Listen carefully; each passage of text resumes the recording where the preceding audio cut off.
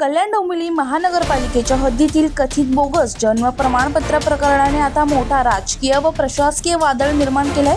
भाजप नेते किरीट सोमय्या यांनी आज केडीएमसी आयुक्ताची भेट घेत या प्रकरणात कठोर कारवाईची मागणी केली। यावेळी त्यांच्या समवेत कल्याण पूर्वेच्या आमदार सुलभा गायकवाड देखील उपस्थित होत्या। पहिल्याच टप्प्यात सुमारे 2000 बोगस जन्म प्रमाणपत्राची नोंद समोर आल्याचा दावा करण्यात येत असून या प्रमाणपत्राच्या आधारे संबंधितांची नावे मतदार यादीत समाविष्ट होऊ नये अशी ठाम भूमिका किरीट सोमय्या यांनी मांडली।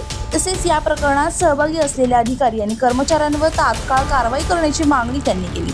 या गंभीर प्रकरणाची दखल घेत केडीएमसी प्रशासनाने SIT स्थापन करून सखोल चौकशी केली जाईल आणि दोषींवर कठोर कारवाई करण्यात येईल असे आश्वासन आयुक्तांकडून देण्यात आले। बोगस कागदपत्राच्या माध्यमातून मतदार यादीत घुसखोरीचा प्रयत्न होत असल्याचा आरोप होत असल्याने हे प्रकरण आता चांगलेच तापले असून पुढील चौकशीस आणखी धक्कादायक खुलासे होण्याची शक्यता व्यक्त केली जात आहे।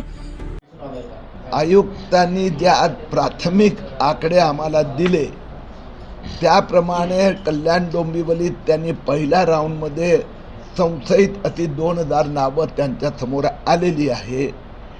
आयुक्तांनी स्वतः ह्या विषयात चौकशी करण्यासाठी एक स्पेशल इन्व्हेस्टिगेशन टीम म्हणजे महापालिकेची SIT गठीत करण्याचे आज निर्णय घेतला आहे।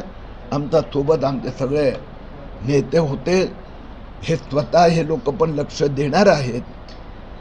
मुख्यमंत्री देवेंद्र फडणवीसने एक गोष्ट स्पष्ट केली आहे, जे बेकायदेशीर जन्म प्रमाणपत्र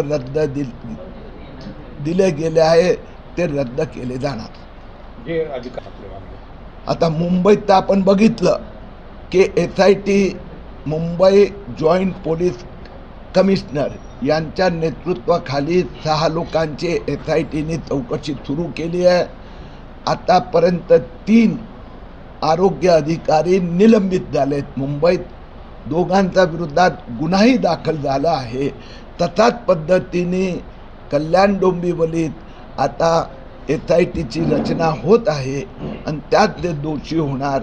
आता सगळ्या अधिकाऱ्यांवर कारवाई होणार।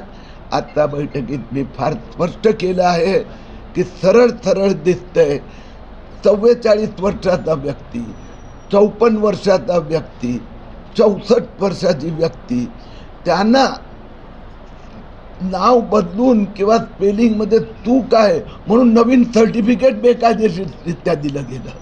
आता जो व्यक्ती 64 वर्ष एकच नाव चालवतोय, आता दुसरं सर्टिफिकेट म्हणून फ्रॉड इथेही झाला आहे।